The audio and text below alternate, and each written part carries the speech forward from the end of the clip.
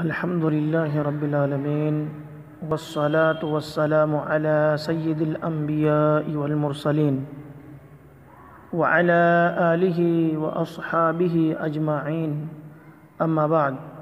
فأعوذ بالله من الشيطان الرجيم بسم الله الرحمن الرحيم تلك حدود الله ومن يطع الله ورسوله يدخله جنات تجري من تحتها الأنهار خالدین فیہا وذالک الفوز العظیم۔ اسلامی بھائیوں، آج کا مختصر سا درس وراثت کو اگر کوئی ظلماً غصب کر لے، قبضہ کر لے تو احادیث میں ان کی کیا مذمت بیان کی گئی ہے، کتنا بڑا گناہ ہے، اس کے تعلق سے ہے۔ ساتھ ہی ساتھ یہ بھی ہے کہ اس وراثت کو غصب کرنے میں، اس کو ظلماً قبضہ کرنے میں ان کا کسی بھی قسم کا تعاون کرنا، ان کا ہیلپ کرنا، ان کی مدد کرنا بھی گناہ میں برابر کا شریک اور حصے دار ہے۔ اللہ کے نبی صلی اللہ علیہ وسلم نے فرمایا اگر کوئی حرام کھاتا ہے تو اللہ رب العالمین ان کی نماز کو قبول نہیں فرماتا اور اس کی دعا بھی کوئی قبول نہیں ہوتی ہے۔ لیکن زمین اور جائیداد کے قبضہ کرنے کا مسئلہ ایسا ہے کہ اللہ کے نبی صلی اللہ علیہ وسلم نے فرمایا کہ ان کی الگ سے شریعت کے اندر سزا بیان کی گئی ہے۔ وہ سزا کیا ہے؟ حضرت سعید بن زید رضی اللہ تعالیٰ عنہ کہتے ہیں کہ اللہ کے رسول صلی اللہ علیہ وسلم نے فرمایا من ظلم من الارض شیئا طوقہ من 7 ارضین، جس نے زمین کا کوئی حصہ ظلماً لے لیا 7 زمینیں اس کے گلے میں طوق بنا کر ڈالی جائیں گی۔ یہ روایت بخاری کی ہے اور حدیث نمبر 2452 ہے۔ ان کے علاوہ دوسری روایت میں ہے جس کے راوی حدیث حضرت ابو سلمہ رضی اللہ تعالی عنہ ہے، اور حضرت ابو سلمہ رضی اللہ عنہا ہے، وہ کہتی ہیں کہ اللہ کے نبی صلی اللہ علیہ وسلم نے فرمایا کہ اگر ایک بالشت زمین بھی ظلماً حاصل کی کسی نے تو زمین کی 7 تہیں اس کے گلے کا طوق بنا دی جائیں گی۔ یہ بھی مسلم شریف کی روایت ہے۔ حدیث نمبر ہے 1612۔ اس مضمون کی کئی اور حدیثیں ہیں، مثلا ترمذی کے اندر 1418 اور دارمی کے اندر حدیث نمبر 2609۔ اللہ کے نبی صلی اللہ علیہ وسلم نے ایک دوسری روایت میں فرمایا جس نے ایک بالشت زمین بھی کسی کی ہڑپ کر لی، اللہ تعالیٰ اس کو قیامت کے دن مکلف کریں گے کہ وہ اس زمین کو حاضر کرے جتنا اس نے کسی کے ظلماً ہڑپ لی، ظلماً قبضہ کر لیا، یہاں تک کہ اس کی 7 تہیں قیامت کے دن اس کے گلے کا طوق بنا دی جائیں گی، حتیٰ کہ لوگوں کے درمیان فیصلہ ہو جائے گا، یعنی گلے کا طوق بنا کر کے ڈال دیا جائے گا۔ جو 7 طبق زمین ہے، جس طریقے سے 7 آسمان ہے ویسے ہی زمین کی 7 تہیں ہیں،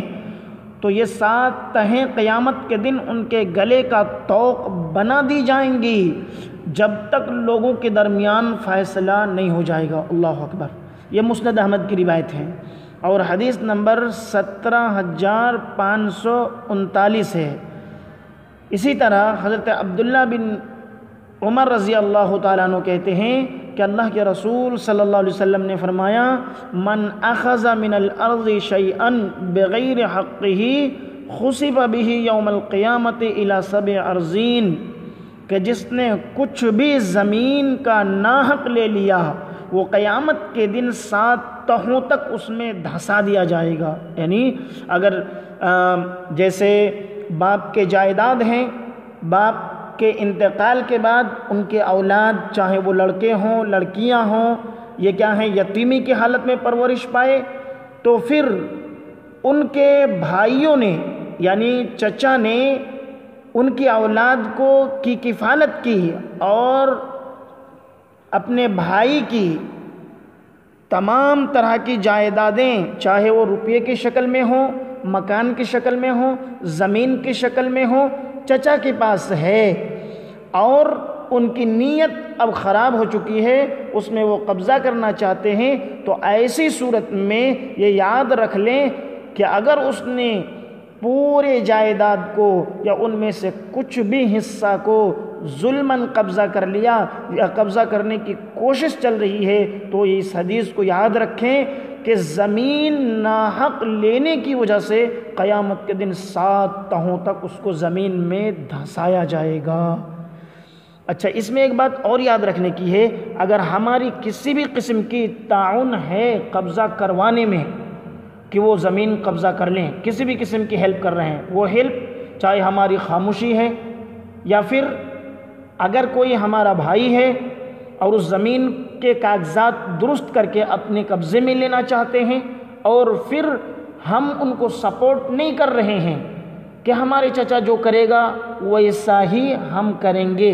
لیکن ہم دیکھتے ہیں ان کے عملی زندگی دیکھتے ہیں کہ انہوں نے جو ہے کئی لوگوں کے ایسا کام کیے ہیں جن پر جو کہ سراسر ظلم ہے، تو ایسی صورت میں ہمیں اپنے بھائیوں کا یا ان لوگوں کا ساتھ دینا ضروری ہے جو لوگ زمین کو سچائی کے ساتھ اپنے قبضے میں لینا چاہتے ہیں، چاہے ڈاکومنٹ میں ہیلپ کرنے کا تعلق ہو یا کچہری میں جا کر کے اپنے دستخط یا گواہ دینے کے تعلق سے ہوں، جو کچھ بھی ہمیں سپورٹ مانگے ہمارا بھائی یا ہمارا قریبی رشتہ دار جو ہمیں حق دلانا چاہتے ہیں، تو ان کی سپورٹ کرنا ضروری ہے، کیونکہ اللہ رب العالمین نے سورۃ النساء کے آیت نمبر 11 اور 12 میں جہاں پر وراثت کے تقسیم کا مسئلہ بیان کیا، وہ مسئلہ بیان کرنے کے بعد اللہ تعالیٰ نے فوراً بعد فرمایا تلک حدود اللہ ہے، جو تقسیم اللہ رب العالمین نے بھائیوں کے درمیان، بہنوں کے درمیان یا ماں کا جو حصہ متعین کر دیا ہے، یہ اللہ تعالیٰ کی متعین کی ہوئی حدیں ہیں۔ وَمَن يُطِعِ اللَّهَ وَرَسُولَهُ، اور جو کوئی بھی اللہ اور اس کے رسول کی اطاعت کرے گا، یعنی جتنا تقسیم اللہ رب العالمین نے قرآن میں جس رشتہ دار کے حق میں کر دیا کہ بہنوں کو اتنا حصہ دینا ہے، بھائیوں کو اتنا حصہ ملنا ہے، اس کے مطابق جو اللہ اور اس کے رسول کی اطاعت کرے گا، اللہ رب العالمین یدخلہ جنات تجری من تحتها الانہار خالدین فیہا،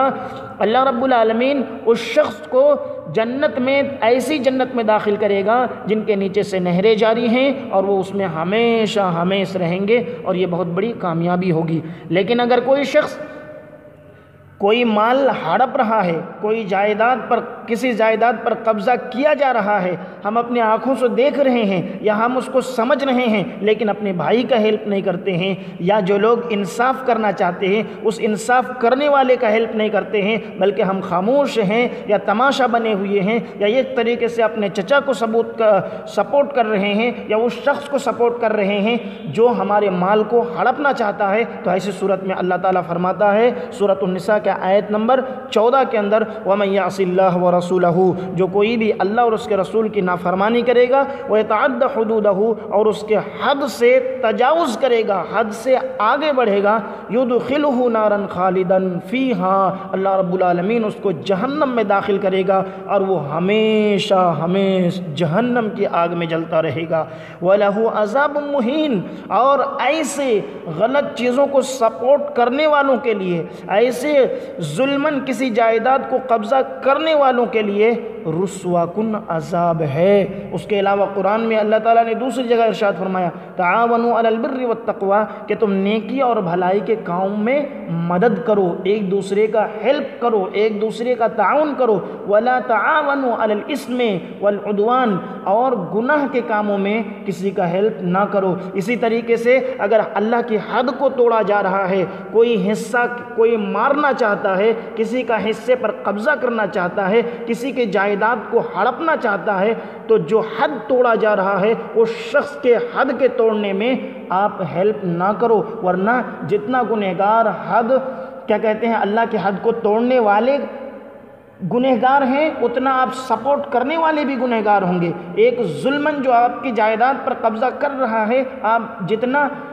کیا کہتے ہیں قبضہ کرنے والا گنہگار ہے اتنا آپ ان کی ہیلپ کرنے کی وجہ سے، ان کی سپورٹ کرنے کی وجہ سے برابر کا شریک دار ہوں گے، برابر کا ساجی ہوں گے، اور ان کا ٹھکانہ جہنم ہے، جہنم میں ہمیشہ جلتا رہے گا۔ ہم اللہ رب العالمین سے دعا گو ہیں کہ اللہ تعالی ہمیں اس خطرناک حرام کام سے بچنے کی توفیق دے، ہمیشہ ہمیں سچوں کا ساتھ دینے اور انصاف کرنے والوں کے ساتھ قائم رہنے کی توفیق دے، آمین۔ السلام علیکم ورحمۃ اللہ وبرکاتہ۔